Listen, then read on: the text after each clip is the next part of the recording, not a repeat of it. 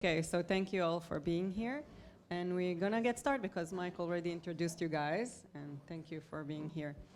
So let's start with Hila. Hila, can you please tell us about Techstars' business model?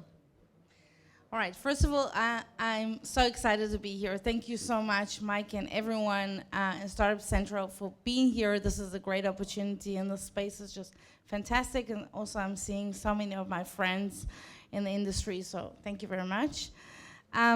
I joined Techstars about a year ago, and everyone that I knew said to me, what are you gonna do at Techstars? It's an organization, you've always led companies, you're always your own boss. What the hell is this Techstars thing anyway? And I joined this organization because I thought it's the most amazing thing that I've ever seen in my entire life. Because when I was an entrepreneur, it took me such a long time to find a community, all right? And to find people and walk after them and wait for them to get off panels and ask them if they know someone who knew someone who could introduce me to someone who could maybe I could raise money from. And in my life, I've raised over $40 million. It's a lot of money. And I was always surprised how difficult it was to find connections. Techstars is a worldwide network that helps entrepreneurs succeed. So we have over 50 accelerators. We work with companies like Barclays, SAP, Metro, NASA, Ford, Nike, really, really big corporates. And we create accelerators within these corporates to help entrepreneurs succeed within the corporates and also to find and help them create communities. So that's our business model. And Uzi? Yeah, okay. So again, thanks for having me here, and great seeing my friends and colleagues from the industry here on stage. We're so busy, we never get to meet. So yeah, got a chance to catch up. So I'm running Sosa, which basically has innovation centers in Tel Aviv and in New York. And Sosa actually started as a community for the tech industry, founded by the leaders of the VC industry in Israel. And really developed into a business model. So today, if you ask me what's our business model, so our main paying clients today are large organizations, corporations, and also cities and governments. And what we do with them, with corporations, we are their ecosystem partners here. So we identify relevant technologies that can change their business throughout the entire industry. We're running actually a pretty, I think, massive pipeline. We connect, in 2018, we connected more than 2,000 technologies in Tel Aviv, that's excluding New York, to a few dozens of international players with more than 700 face-to-face speeches at Sosa. So in essence, it became more a meeting place than a working place, with more than 100 deals closed. Deals are strategic investments, pilots, commercialization, sometimes client-supplier relationship. So that's that. And with governments and cities, our conversation is about helping them build their ecosystems at home. We are very happy to be working with the Australian government for the 4th year now, with the city of Cologne, with the Basque Country, with the city of New York, and we have a pipeline of a few governments now rolling out programs with us. So I think, and I think that the interesting thing is that tremendous value is being created for the community, but by external actors, so from actors from other communities, like innovation managers, the corporate, the demand side, and the global markets. That's our business. And Mo, here. Hi, everyone. Thank you for having me, and I'm super humbled to be on the stage with some of my mentors and the first people that I met coming into this ecosystem, so thank you very much for that. I joined Wework about a year ago. Before that, I was general manager of the Junction. We sat at Sosa for a while. And I joined Wework in order to help set up and build up a new business unit in Wework called Wework Labs. Wework Labs is basically a global unit that's in charge of being very hands-on in the support that we give to some of our members, and more specifically to early-stage startups that sit at Wework. Our business model is basically divided into two. We have 2 products. We build specific labs or spaces for the actual startups. They are members of Wework, so they pay a monthly membership fee. Of course, it's reduced as much as possible, but on top of that, we basically layer on amounts of support to these founders, if it's connections, if it's helping them take advantage of Wework's global footprint to bridge gaps and enter new markets, bringing in mentors, investors, and basically anyone that can help them solve their challenges. And of course, there is the aspect of the actual community. So we put a bunch of early stage entrepreneurs that are basically going through the same challenges, going through the same things in one room, giving them one physical space to sit and connect. That alone is of immense value without us even touching. Lo naganu. The second part of our business model is basically collaborations that we do with corporates and organizations, accelerators, universities, basically any type of organization that is interested in innovation and creating physical innovation spaces. We partner with them to create hubs or programs, usually centered around a specific vertical. And through those partnerships, we basically are able to drive even more value to the first group that I talked about. Thanks. Well, actually, it brings me to my second question to the three of you. So you put so much effort in communities. You invest so much. And we are here to talk about ROI, right? Return on investment for communities. So you invest so much. So what's the return for you? So for Wework, the purpose of having this global unit, we're about 100 people on the team globally that are fully investing in helping these startups grow. We basically want to create a long-term relationship with these founders.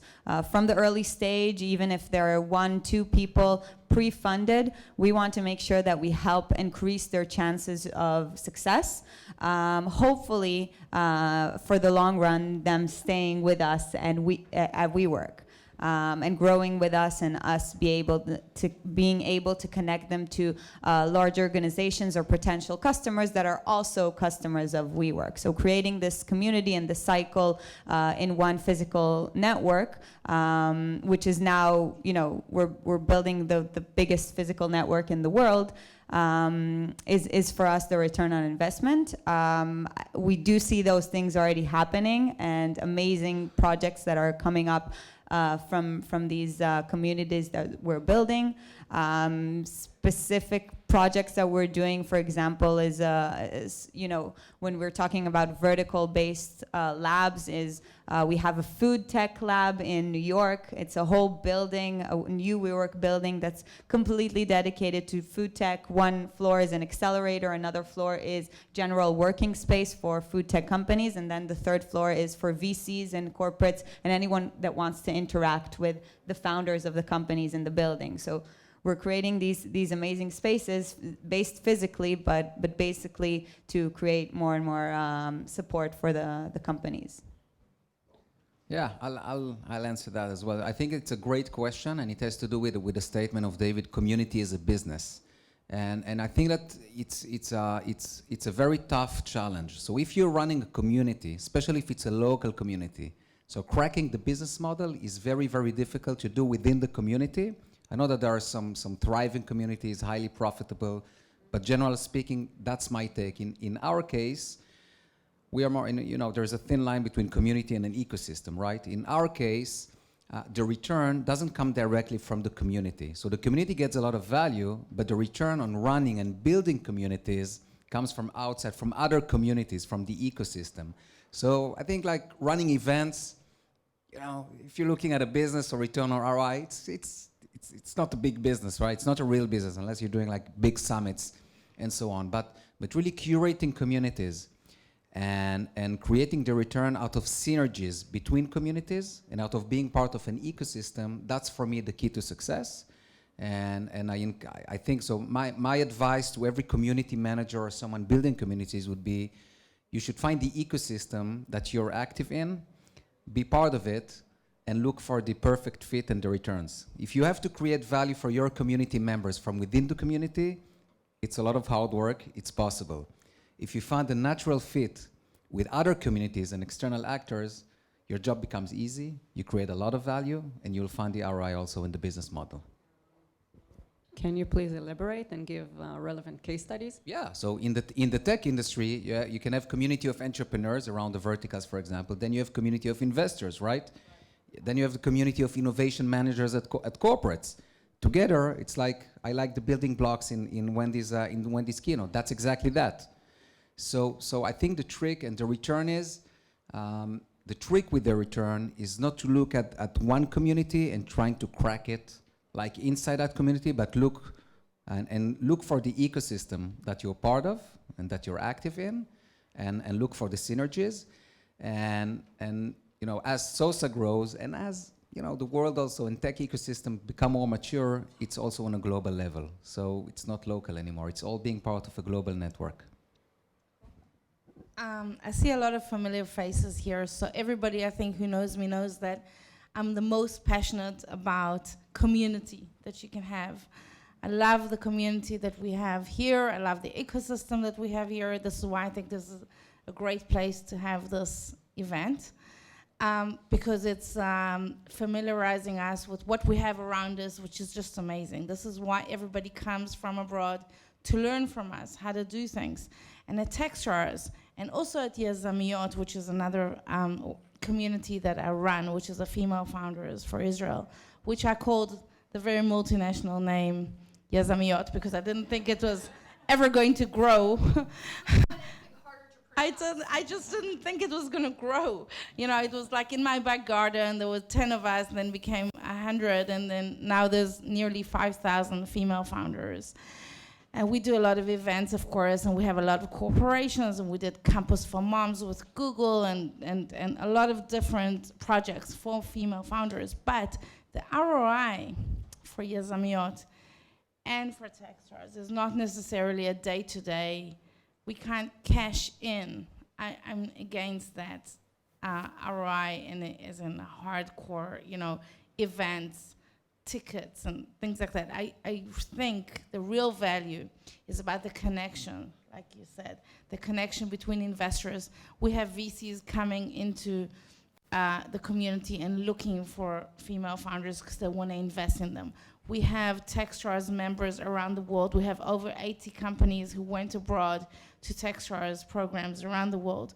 So one of my case studies is that we had an event, a remote event of a community, and it was about mobility, which is one of our programs in Detroit. And we had about 10 Israeli companies apply to that program, which they didn't know about before this community, before the Techstars Israel community. And 2 of them are now participating in the Detroit program, which is amazing because it's all to do with just connecting to the industry, to the community, learning from each other, and then learning about possible opportunities abroad. So to me, that's really big value for Techstars. Okay, we don't have much time, so last question. So a tip, like an advice. We have these amazing companies here. So please, each of you give an advice to these companies how to start with the community as a business or business as a community, and where to put the most. What's your tip? I have to say, I just have to say, everything that I've succeeded and things that I've failed, and I've failed a lot of times in my life, but the things is just because I enjoy doing them. I think you gotta love what you do. So whether it's, if you love your company, you'll find the strength to get up in the morning after someone said no to you and go again and go at it. And you'll find the time to balance your life, your family with your profession. And you'll find the energy to do really difficult things, even when they don't really pay off immediately. So that's my biggest tip. And love what you do. So I'll build on that and use the word love. And so if the question is directed to entrepreneurs, I would also say you have to love yourself, because no one will give you love. Not the board, not the investors, not the employees, not your wife's mother. She doesn't understand. Why does a talented guy like this, so smart, what is he doing for 2 years, 3 years in the garage? So that's really my tip. It's a very tough journey, and you're alone. Even in a community, it's a community of people who have to love themselves, community of entrepreneurs. Yeah.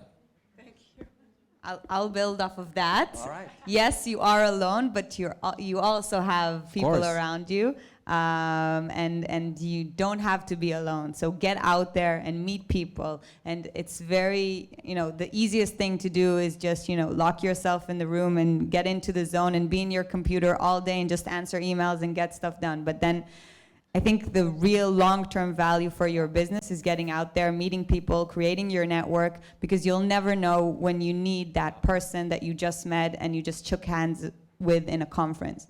So try to do that as much as possible and increase your network and strengthen your network. Yeah. Thank you so much for this. All right. Osa gave us a good opportunity to see each other, so thanks for that. Yeah. So thank you, Hila, Uzi, Mo. Thank you Great. so much. Thank you, Tal, for leading.